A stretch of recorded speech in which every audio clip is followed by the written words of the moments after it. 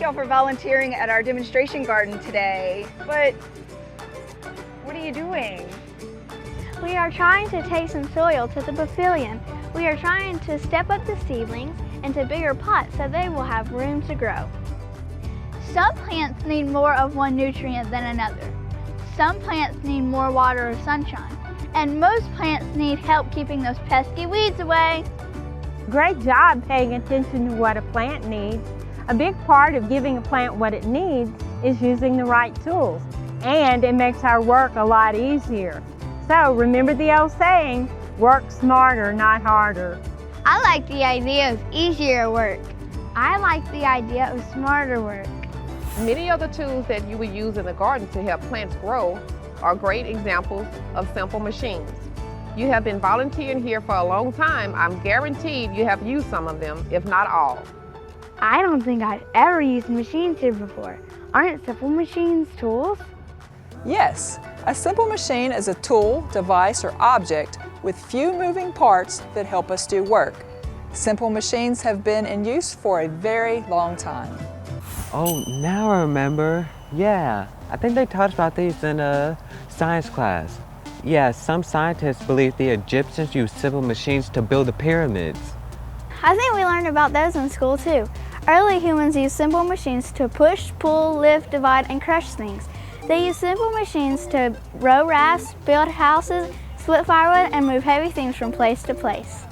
The garden is a great place where you can find some simple machines in action. We find them everywhere in the garden. There are 6 basic types: the lever, the wedge, the inclined plane, wheel and axle, screw, and the pulley. A lever has 4 parts: the bar, effort, fulcrum, and the load. How those parts are arranged determine what kind of lever you have. The load, fulcrum, and effort may be in different places on the bar. There are 3 different types of levers based on how those parts are arranged. So there are 3 classes of levers? Yes, there are 3 classes of levers.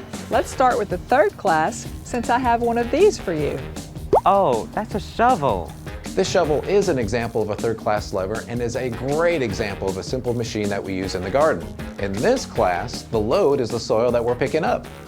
When you use a shovel, you hold one end steady to act as the fulcrum, and you use your other hand to pull up on a load of dirt. Can you think of another 3rd class lever that we use in the garden? This trowel? Yes, that is a great example of a 3rd class lever. Now let's talk about 2nd class levers.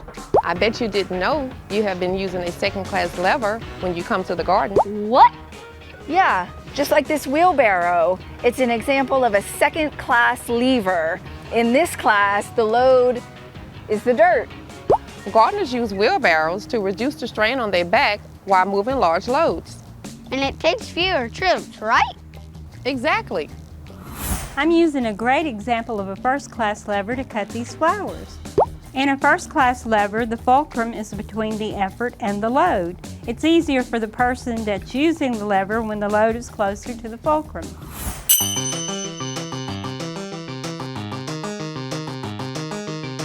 They also come in handy for some light construction in the garden, like cutting zip ties or rope that we use to hold plants sturdy in the garden.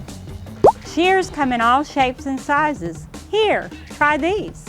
That was much easier. It was almost like magic. It's not magic, it's science. Can you think of some other examples of 1st class levers that you might use in the garden? I think so. How about a hammer or a crowbar? Yeah, those are great examples. Hey, this is a very unusual tool that I use called a hori-hori knife. It's very handy in the garden. It can be part cultivator with the sharp edge. It can harvest. It can dig holes because it's like a trowel with the wedge at the end. It also measures the depth of the hole that I might want to dig to plant a plant. So if I didn't have any tools in the garden, this hori-hori knife would be very useful. So a hori-hori knife is another example of a wedge. Yes, it is a simple machine called a wedge. A wedge is thick on one end and thin on the other. A shovel, a trowel, an axe are other examples of wedges. This trowel is a smaller version of a shovel that we use to fill the wheelbarrow. That's great! Some trowels have measurement marks on the inside of the scoop for easier depth recognition. The trowel can also be used to distribute soil amendments and pest control items into the garden. A spading fork, that some people call a turning fork, is a wedge tool. It's very useful for turning over new soil when preparing to till and add compost to beds. As we move the soil to the pavilion, we're going to use another simple machine. This ramp is an inclined plane. An inclined plane is a flat supporting surface tilted at an angle. An inclined plane makes it easier for us to move objects to higher or lower surfaces than if we lifted the objects directly upwards. How about a ladder? Yes, another good one. I hadn't even thought of that one, and I'm standing on one. A ladder is another type of inclined plane that we use in the garden all the time. We use the ladder in the garden to store or get things from high places. We use them to pick our fruit, or we use them to trim the shrubbery.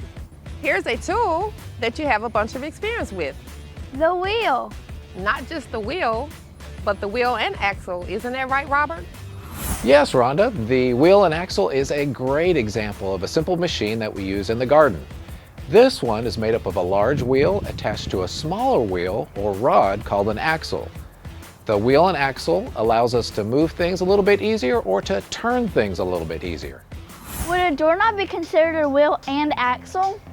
Yes, the knob that you turn is the wheel, and the part that extends into the door is the axle. Now, can you think of any other wheel and axles that we use in the garden? A buggy. One of the goals at the Good Food Project is to teach people how to grow food. And here at the Food Bank, our mission is to alleviate hunger in Central Louisiana. We grow and harvest vegetables for people who might need them. One of the ways that we transport the food is in a buggy. The 4 wheels on the buggy make the job of transporting the bags of food so much easier. Another simple machine that we use in the garden is a screw. A screw is an inclined plane wrapped around the edges of a cylinder. If you look closely, you can see the ridges winding around the cylinder. Yes, I can see that. The correct term for the ridges winding around the cylinder are called the threads. Now, the distance between each thread is the same for each screw, but it may be different for other screws. And the distance between each thread is called the pitch. I know screws are useful for building things, but what else are they useful for? You are right. Screws are useful for building things, but they have other uses as well. Let's take a look at this hose. How does it attach to the spigot? I think it's a screw. It is. We use a screw to attach the hose to the water. Imagine having to move water in a bucket by hand. Moving water by hand is awful. Ah, see what you did there? An auger is another type of screw used in the garden. We use an auger to dig holes for posts. Wow! We have another simple machine to talk about. Have you seen a flag being raised before? Maybe you have blinds at home or school to cover your windows. This is made possible with a pulley. Yes, we have. This is our last simple machine. So when you pull down on the rope, the pulley turns and the flag goes up. The same thing happens when you raise the blinds. The pulley changes the direction of force. I get it. I had no idea we use so many simple machines in the garden. I know! Today we have discussed 6 simple machines and how to use them to make work easier in the garden. Can you name all 6? Yes, there's a wedge, a wheel, an axle, And the lever and the inclined plane and the screw, and the pulley. We use all the simple machines in the garden. Before we leave the garden today, I want to leave you with a little bit of a challenge. We are up for the challenge. This week at home, at school, or when you're out and about, look for other examples of simple machines in action. See how many you can find. We hope you enjoyed today's lesson. We've got more gardening adventures for you at home and at school. Remember, a healthy life is a happy life.